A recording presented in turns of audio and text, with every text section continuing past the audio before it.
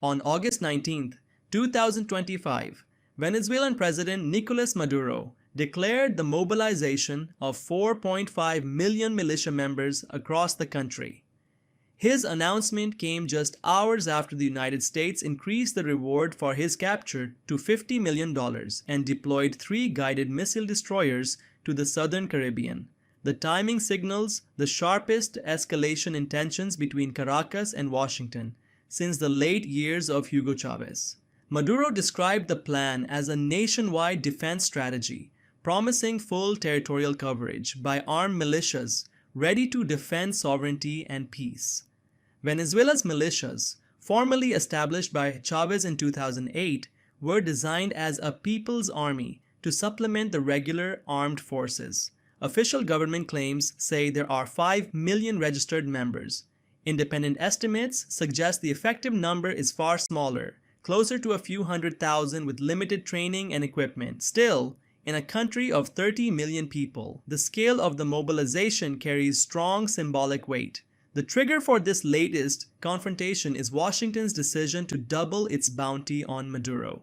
U.S. prosecutors accuse him of leading the so-called Cartel de los Soles, a network allegedly responsible for moving tons of cocaine through Venezuela into global markets. Sanctions have already targeted senior military officials and government insiders.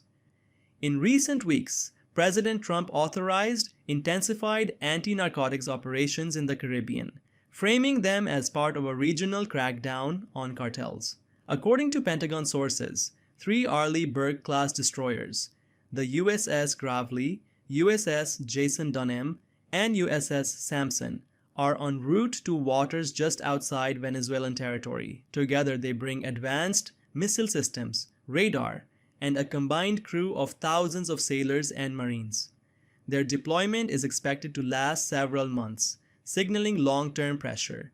For Maduro, the response is not only military but political. On state television, he denounced what he called extravagant and outlandish threats from the United States.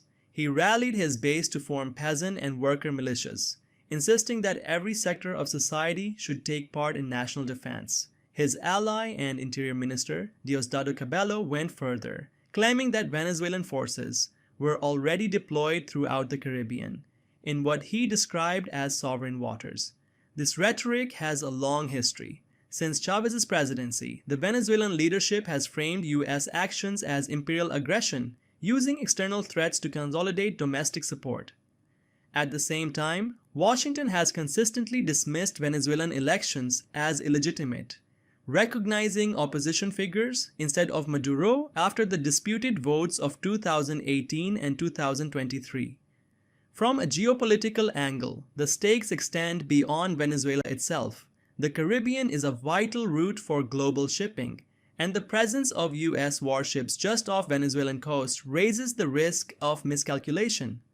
Neighboring countries such as Colombia and Guyana watch the developments closely.